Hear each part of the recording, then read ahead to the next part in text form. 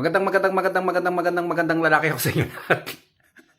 Joke lang mga kababayan. Meron akong tuwan-tuwa ako dito sa testimony ng kababayan natin. Matagal niya na rin iniinda yung karamdaman niya. Eto, basahin natin mga kababayan para sa inyo. Medyo mahaba pero worth it itong pakinggan. Sabi niya, "Hello, finish na ako sa first hard detox. Day 2 pa lang lumakas na po ako. Sobrang energetic ko na po kasi ang konting kilos ko lang hinihingal na ako. It's been like since 2021. Day 2 kasi may mga lumabas na nasa pupo ko na medyo matitigas na something. Yung iba, bilog na yellow. Yung iba, ibang shape. Lumuwag agad ang paghinga ko and nawala yung sakit sa likod ko na matagal ko nang iniinda.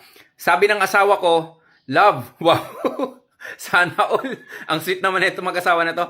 O tuloy natin, sabi niya, love, naninibago ako sa'yo. Sobrang sipag mo ngayon, parang di ka napapagod. Then I told him about lunas, so nag-take siya at marami na din siyang iniinda. So day 3 pa lang nawala na yung pamamaga ng paa niya. More than couple of months ng pamamaga due to gout, pati ang sakit ng tuhod niya. Lahat to nangyari in 1 week.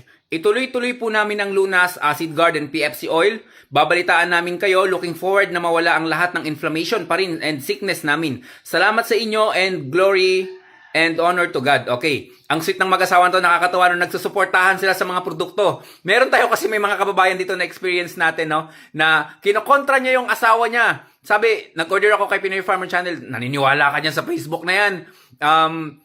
Maraming scam dyan sa Facebook na yan. So, ang ginagawa ng asawa niya, palihim niyang pinapainom ng pinagbabara ng bato nga natin. So, nakaka-take siya. Tapos, sinisimplihan niya yung pag-inom ng lunas. Sinisimplihan din sa asawa niya. Hanggang sa nagulat yung asawa niya, sabi niya, parang gumaganda na yung pakiramdam ko, gumaling na ako.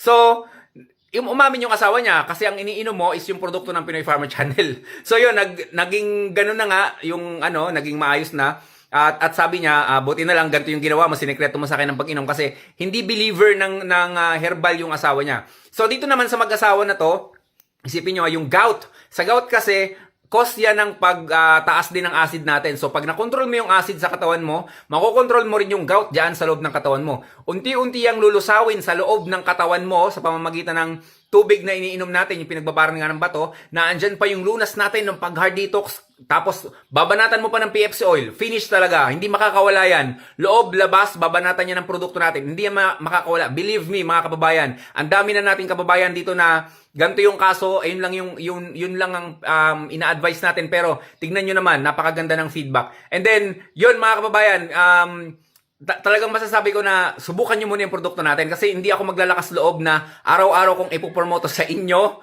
na yun nga na ganito yung produkto natin, napaka-effective. Yun lang mga kababayan. So stay healthy kayo mga kababayan. Ako si Chance at ako magsasakang gala.